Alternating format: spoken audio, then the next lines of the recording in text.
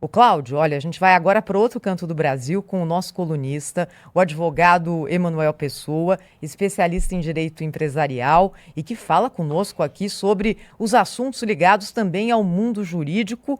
E eu acho que o Emanuel está num outro ponto do Brasil. Onde é que você está, Emanuel? Bom dia, seja bem-vindo.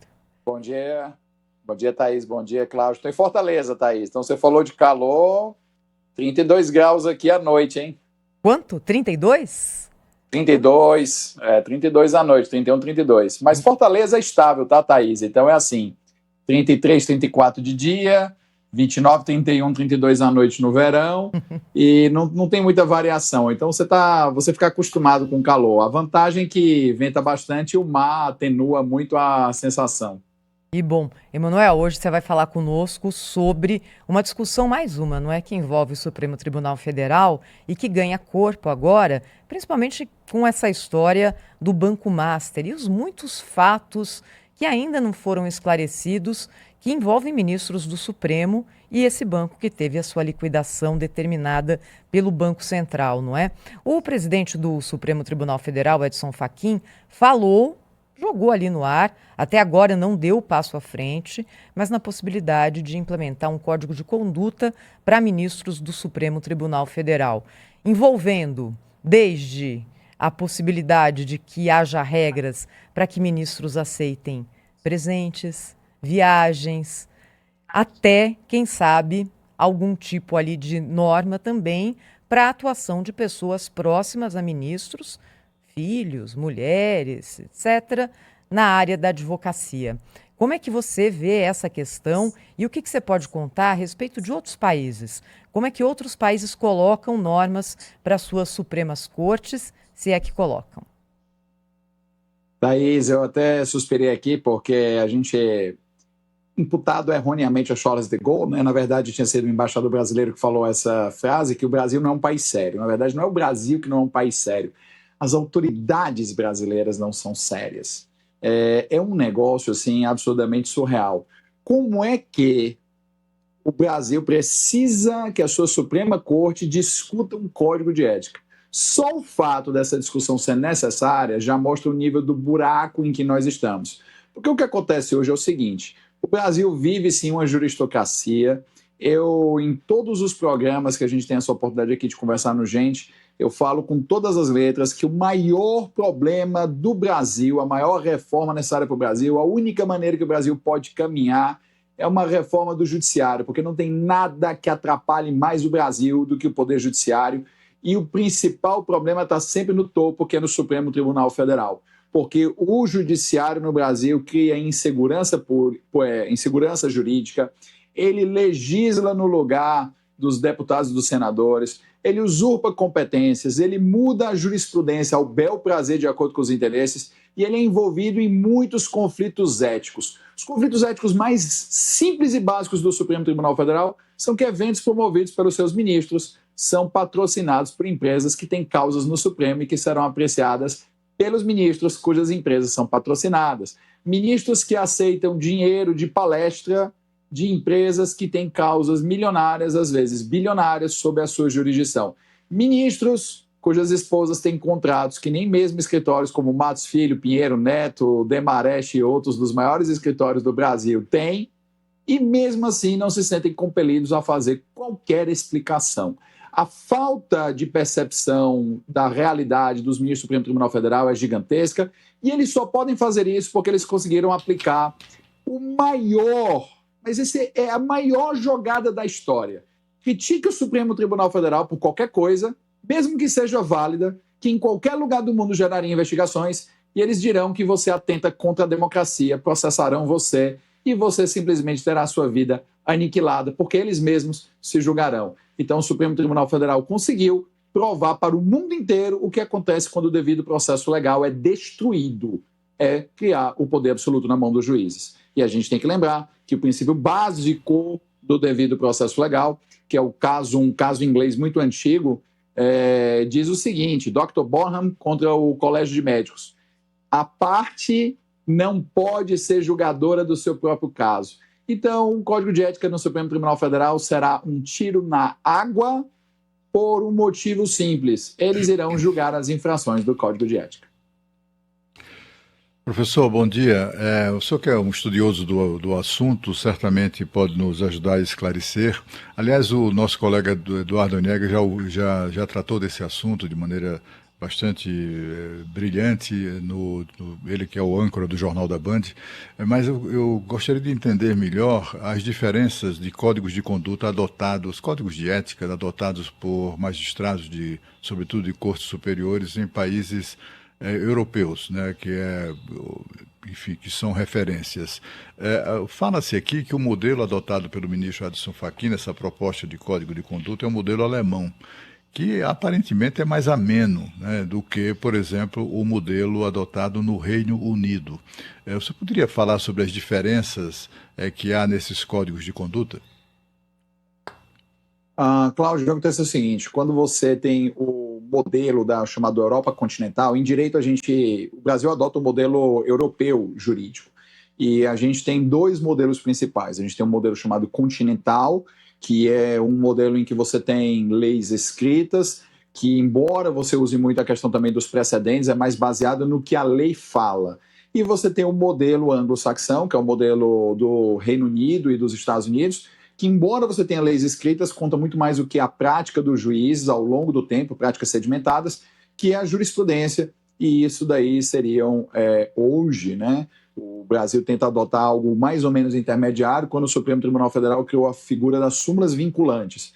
Então, quando você para pensar, a questão da Alemanha mais branda não é porque os alemães são mais lenientes com o comportamento dos seus juízes, é porque para eles nem é necessário fazer regulações que muitas vezes são necessárias no Reino Unido e nos Estados Unidos, por conta da própria conduta normal das autoridades. E aí, Cláudio, vem um ponto que é o mais importante ainda. Rigorosamente, nós não precisaríamos de um código de ética para o Supremo Tribunal Federal se os ministros do Supremo Tribunal Federal simplesmente seguissem três coisas: a Constituição Federal, o bom senso e a Lei Orgânica da Magistratura. A Lei Orgânica da Magistratura, por exemplo, proíbe que juízes, julgadores de forma geral, se manifestem fora dos autos, fora do processo, sobre os casos nos quais eles são julgadores. E o que nós mais vemos são ministros do Supremo Tribunal Federal que eles querem brilhar mais na televisão do que a Taylor Swift, e eles fazem de tudo para dar entrevistas sobre absolutamente qualquer coisa. Então, por conta disso, acaba que as pessoas pensam: vamos criar um código de ética e conduta. Só que eles barram em dois problemas, Cláudio. Primeiro, as nossas autoridades não têm um comportamento das autoridades alemãs. Então, um código de ética brando como o alemão, ele não faria sentido na realidade brasileira. E o segundo ponto: as nossas autoridades não têm a vergonha na cara que as autoridades britânicas têm. Então, eles iriam simplesmente descumprir o código de ética e declarar alguma inconstitucionalidade. Eu vou te dar um exemplo sobre isso, que é o exemplo mais patente possível. O Código de Processo Civil, ele deixava a questão da norma da seguinte maneira: se um ministro ou ministra do Supremo Tribunal Federal tivesse um cônjuge sócio numa banca de advocacia, esse ministro não poderia julgar as causas que essa banca de advocacia tivesse no Supremo Tribunal Federal, porque, obviamente, existe um conflito de interesses. Então, você imagine, Cláudio, que você é ministro do Supremo, a sua esposa é sócia de um escritório, ela não é advogada da causa, mas o escritório do qual ela receberá lucros, bônus e todos os outros dividendos, ela tem uma causa no Supremo Tribunal Federal de 100 milhões de reais. É óbvio que existe um conflito de interesse que não precisava ser explicado, mas os ministros do Supremo Tribunal Federal conseguiram a desfaçatez de declarar na interpretação constitucional desse dispositivo do Código de Processo Civil que não haveria nenhum problema, desde que o cônjuge não fosse a pessoa que estivesse na causa. Então, é óbvio que as autoridades brasileiras, os ministros do Supremo Tribunal Federal, não dão a mínima para o ditado de que a mulher de César não basta ser honesta, também precisa parecer ser honesta. Então, talvez, Cláudio, já que a gente não pode falar as coisas com precisão nesse modelo judicial brasileiro, talvez não haja nada de errado em nenhuma dessas atuações dos ministros do Supremo Tribunal Federal. Talvez. Mas, e a aparência perante as pessoas? E a aparência perante o cidadão brasileiro? Isso também conta e é continuamente desrespeitado pelos ministros. Então, quando o ministro aceita patrocínio para um evento seu de empresa que tem causa bilionária no Supremo, quando ele é pago por uma palestra por empresa que tem ações no Supremo, quando as esposas têm causas que os ministros não se julgam impedidos de atuar, nós temos sim sérias violações éticas que simplesmente se bastaria seguir a Constituição, porque elas minam o devido processo legal, porque mina a imparcialidade do julgador. Emanuel, eu queria ouvi-lo como operador do direito sobre essa acariação que está sendo marcada para terça-feira agora, envolvendo 3 pessoas envolvidas no caso do Banco Master, o dono do Master, o ex-presidente do BRB e o funcionário de carreira do Banco Central, que é titular ali da área de fiscalização. Isso foi marcado pelo ministro Dias Toffoli. A PGR falou o seguinte: não é hora de fazer a cariação, tem que fazer coisa antes, ouvir separadamente. O ministro falou: não, eu vou fazer a cariação e pronto. Em que momentos do processo normalmente é feita uma acariação entre as partes?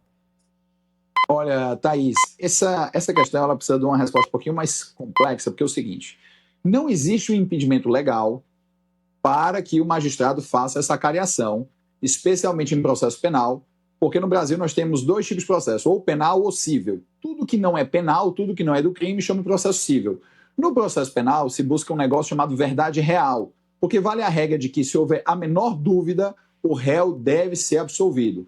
No processo civil, nós buscamos a verdade meramente formal, que é aquilo que se consegue provar com documentos, testemunhas, oitiva das partes, mesmo que não seja a verdade absoluta, porque depois pode se descobrir que houve um erro, e em alguns casos pode até fazer uma rescisão do processo no prazo de 2 anos. Então, existe essa possibilidade do magistrado no processo penal fazer a acariação entre as partes envolvidas? Claro que existe. O juiz ele é livre para dirigir a produção de provas do processo de acordo com o que se chama no direito de princípio do livre convencimento. O que causa um problema aqui para todas as pessoas envolvidas, inclusive os operadores do direito, são 3 pontos. Primeiro, que o caso do Banco Master tenha subido para o Supremo Tribunal Federal por conta de uma menção a uma operação que envolvesse um deputado federal, o que é algo meramente tangencial na questão. Então, o assunto deveria estar ainda no primeiro grau. O segundo ponto é o sigilo máximo, que não permitirá as pessoas entenderem, isso não é regra de processo penal, em processo penal não existe essa regra geral de sigilo, ao contrário, por se tratar de crime, a sociedade tem um interesse fortíssimo de que o processo seja público, então você só pode restringir a publicidade de processos judiciais quando a intimidade exige ou em questões muito relevantes de ordem pública. Então, o que seria aqui de relevante de ordem pública? A república poder cair pelas pessoas envolvidas? Isso não é relevante para ser sigiloso, é relevante para ser público. E o terceiro ponto é justamente o momento em que isso está sendo feito e o fato de que o técnico do Banco Central está sendo colocado na mesma posição que os réus, enquanto que, na verdade, isso pode intimidá-lo, tá? Vamos torcer para que ele, sendo do Banco Central, que é um órgão de excelência, não se intimide. Mas, rigorosamente, o que nós temos aqui é que é possível, mas o momento é inoportuno, porque normalmente a cariação ela só acontece depois que todas as partes envolvidas e as testemunhas dão os seus depoimentos, são ouvidos, para que na acariação as contradições sejam exploradas, apresentando-se uma parte à outra para que elas possam ter a oportunidade de serem pegas na mentira ou darem mais detalhes. Então, o momento processual aqui não é o mais adequado. Então, esse procedimento que o ministro está adotando é lícito, ele pode ocorrer em processo penal, mas a estranheza maior é que o momento é completamente inadequado, porque a acariação só costuma vir depois que todas as outras provas estão produzidas, para que o magistrado tenha a possibilidade de efetivamente colocar ali as suas dúvidas em jogo na discussão entre as partes envolvidas. E também um problema adicional é o momento, né? Final do ano, pleno recesso, sendo que os réus estão em liberdade. Se os réus tivessem uma questão de saúde muito grave, estivessem presos, e aí fosse absolutamente necessário para se verificar a necessidade ou não de medidas cautelares, já não seria tão normal, mas seria menos anormal. Então, o timing aqui, ele é simplesmente nefasto. Então, sobre esse caso, né, eu preciso lembrar duas coisas fundamentais. A Polícia Federal não pediu a acariação, que em geral é quem investiga, quem solicita esse tipo de medida. E o titular da ação penal, que é o Ministério Público, a Procuradoria-Geral da República, não apenas não endossou o pedido, até porque não havia, como também solicitou que isso fosse cancelado. Apesar de tudo, o ministro manteve essa acariação numa tentativa aparente de colher provas e não de cotejar provas já colhidas, né? O que é muito estranho, né? E há também aqui em Brasília, até falei sobre isso rapidamente no início do programa, aqui em Brasília a expectativa até de que o ministro Dias Toffoli a qualquer momento venha a anular a liquidação do Banco Master. E aí, hein, professor, o que é que o senhor acha disso? Porque, afinal de contas, quando o ministro coloca o dono do Banco Master em confronto, né, acareando com o diretor de fiscalização do Banco Central, não é meio colocar o delegado ou fazer uma acareação entre o delegado e o bandido que ele investigou e prendeu? Então, Cláudio, você tem razão numa coisa que também é muito problemática, né?